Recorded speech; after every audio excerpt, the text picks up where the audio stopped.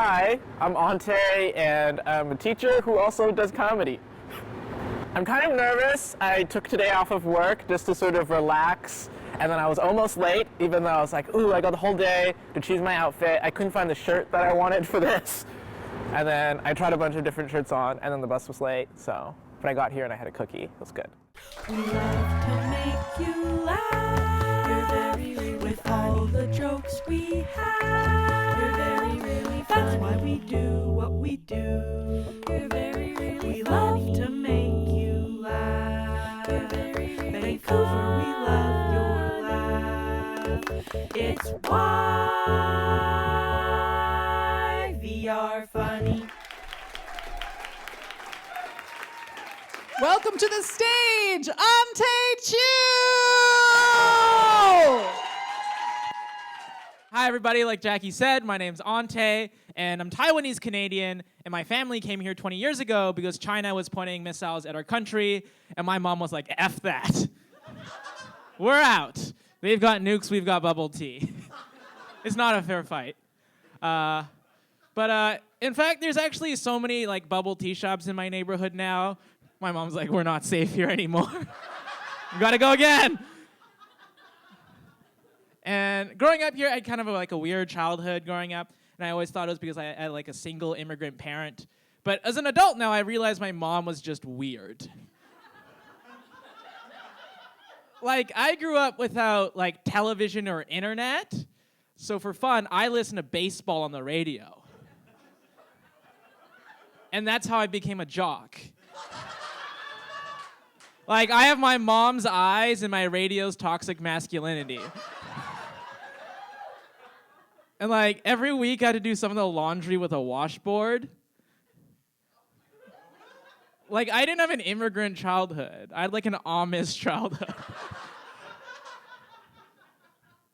And after the show, I'm selling bluegrass CDs, so. But I grew up here, and I grew up in a neighborhood without a lot of like other Asian kids around, and I grew up in a neighborhood with a lot of Serbian kids, which was awesome. And we got along great, and like bonded over the fact that no one could pronounce our names. Like, there was like Tanasia, Vuk, Danilo, Tomislav, Ante, that's me, and Dean. Dean was second generation. And it was great, and we got along really well. Like, I learned to swear in Serbian before I knew the words to Canada. It was great. Like, we played soccer, we ate things rolled in cabbage, and we denied the existence and sovereignty of Kosovo. Real kid stuff. All right, can you help me out here? Yugoslavia. Come on, with me. Yugoslavia. Yugoslavia. Hate crime right here. Anyone can be coerced. It was great, and but life was good with the Serbian kids, but actually on the first day of kindergarten here, I ran away from school. And it wasn't because of anything bad or anything like that. My school was on the top of a hill, and I ran away because I thought I could fly. We're going to ignore that part. We're going to focus on the part where I ran away from school, and the teacher caught up to me, that she was asking me why, and she was trying to find a rational explanation for why I ran away from school. And I was like, lady, I can't tell you. I've been in this country for 3 weeks. I can barely speak Serbian. And so she calls in my mom, and I was worried that my mom would yell at me and I was in trouble. But it turns out in Canada, my mom's on my side because it's us against the white people. So that was a really touching moment for me, that I realized that my mom's on my side. But even though we know this, we know that our parents love and care for us, sometimes we can still be scared to tell them things. For example, a few years ago, I was diagnosed with bipolar type 2 disorder. And I was really scared to talk to my mom about it because there's a bit of mental health stigma in the Asian community. And I finally sat her down and I was like, Mom, I have something to tell you. And she's like, what? And I'm like, Mom, I have bipolar disorder. My mom was like, Ante, I'm so proud of you. All the other kids, they just have depression. I knew you were special. That's my son. It's wonderful. I'm a substitute teacher now, which is a lovely job. And sometimes when I tell people that I'm a substitute teacher, they get this like look in their eyes. And I realize they treated their substitute teachers terribly. Like suddenly they're remembering all the mean things they said, all the things that they threw, we hear them. But I love the job because I don't really get like problems with classroom management because of this like ultimate strategy that I'm gonna share with you, okay? Like, you know how like when you go to prison and like your friends will tell you on your first day, find the biggest person and stab them, right? You know that? Common advice? Yeah, you've heard of that. So what I do is that I go into the classroom and, what I do is I look around and I see the kid that's most likely to give me trouble. It's usually a kid named Jaden. and I just begin a staring contest. Just begin one, just like this. And then slowly, the whole class will realize there's a staring contest going on, and they'll slowly, silently choose sides. Like your rebels, your anarchists, your kids who skateboard, they're gonna choose Jaden. The kids who Jaden is mean to will choose my side. And I win every time. Yeah, it's great. My secret, superpower is staring at kids. It's wonderful. And I think I'm a pretty good teacher because, I'll teach for like a week or two in a row while the teacher's away doing something. And at the end of it, I get some really heartwarming stories. Recently, a girl came up to me after on my last day and she's like, "Mr. Chu, can I get your autograph?" I was like, "Aw." And then as she left the class after I gave her my autograph, she was like, "Mr. Chu, I love you." I'm like, I can't legally respond to that. Or this is the one last thing. There was a kid, and on the last day, they had to write a test.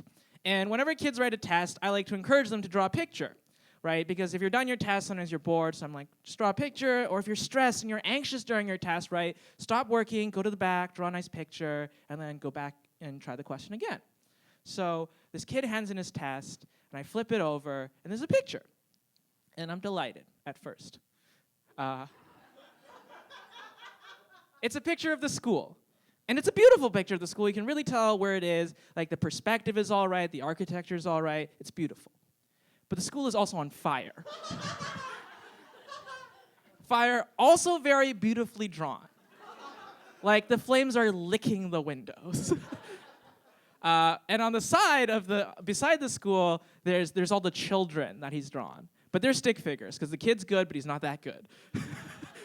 So there's all the children, there's a fire truck, and there's ladders, and people are being rescued. And then on the other side, there's one stick figure. And there's 3 lines indicating movement. The stick figure running away. And underneath it, he writes, "Mr. Chu, leaving all the kids behind." And if you look past the deeply problematic imagery, it's a good performance review. All right, thank you guys so much.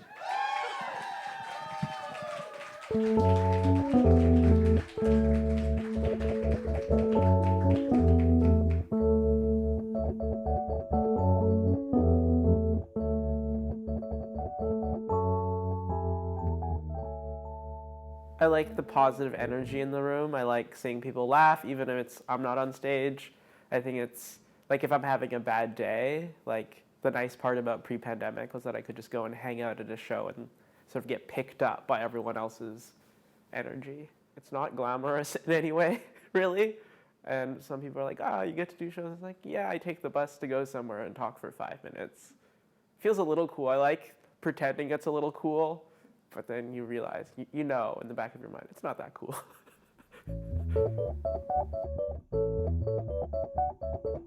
I don't remember one of my first jokes. I'm sure it was bad. I think this was third year of university. I was sort of checked out of everything. I was a little depressed. And I had a friend who was in one of my classes who did stand-up. And I didn't realize this was a thing that existed in Vancouver that people could just do. And so I went to the 7 Dining Lounge on Broadway, and I think I showed up, I signed up, I went on after midnight. It felt good.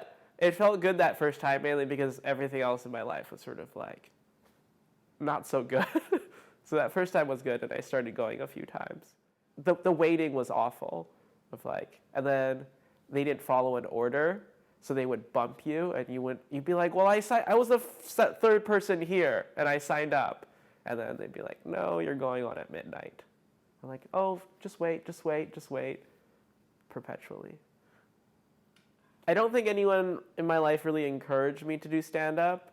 It was just a thing that I decided to try since I was really bored and I was trying to find things that would make my life maybe slightly exciting. I remember telling people that I went to school with and be like, hey, today I'm gonna go try an open mic, and they're like, okay, cool. You should be studying instead, And I was like, no, I'm gonna go do this. I know I'm gonna do poorly anyways. I remember hanging out with an old professional comic who was headlining the comedy club in Victoria, Hecklers, and he was a bit of an alcoholic, and I think at one point his big piece of advice was don't do comedy in the hopes of meeting women. And then I was like, interesting point. And that's a piece of advice that stuck in my head, and honestly kind of useful, because I think comics sometimes are like, yeah, if I do this I'll seem cool, but I don't know. It's helpful. It's a good piece of advice. It's better than don't wear shorts.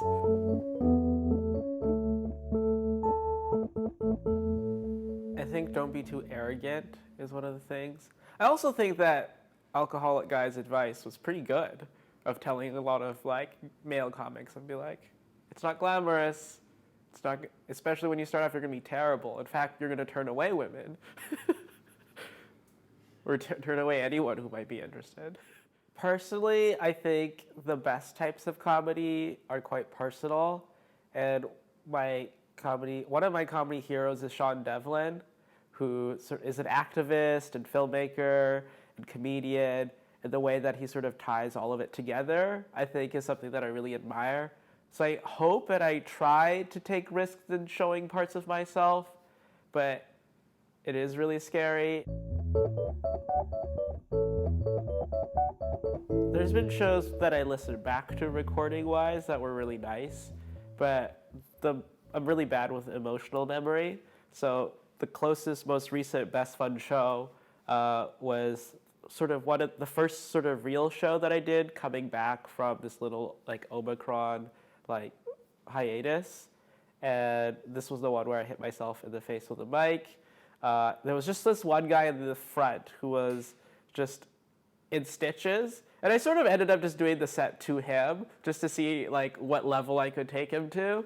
So that was really, really fun, and it was sort of a somewhat important show for me.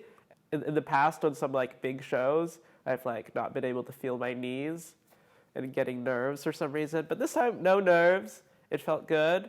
And this one guy really enjoyed it, and that was worth it. Even if everyone else hated it, that one guy right in the front really made it nice. Before the pandemic, I said I was going to quit. I was like, I'm going to graduate school, I'm going to start a job, I won't have time for comedy. And then not being able to do comedy was like, oh wait, I never got to have that closure. The pandemic maybe actually reinvigorated my love of comedy in a way, because it took away something that I wanted to end on my own terms.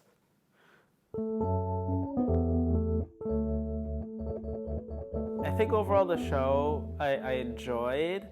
I did mess up joke order at the end, where I sort of finished on a different thing that I was going to finish on, and I inverted the order. And there was also, I think, the front table, there were two people who aggressively laughed, and it was in a way that sort of threw me off, because sometimes there's just very aggressive laughter, and sometimes there's warm laughter, and this laughter felt a bit sharp, and I was like, oh no, I don't know whether I connect with this, even though they seemed like they were having a good time. The acoustic quality of their laugh was throwing me off a bit, maybe. I'm sorry, those people.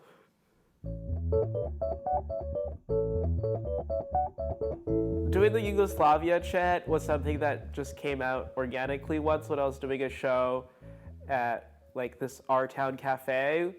And I think at the time I was trying to figure out ways I could engage with the audience more. And that became one of the things. And originally it was making everyone chant, but then I realized over time that some rooms just wouldn't want to chant very much. And focusing on one person and making them chant was a lot easier than getting a whole room to buy in. And then if the whole room joins, good for them. But it's fun, especially because I get to look someone in the eye and they have that moment of uncomfortableness. But then they realize it's an easy thing to do. It's an easy thing. They start chanting and I'm like, can't just chant that. And that first show that I did, that I tried to chant with, the owner of the place was Serbian. And then he was like, I loved it. I'm like, cool.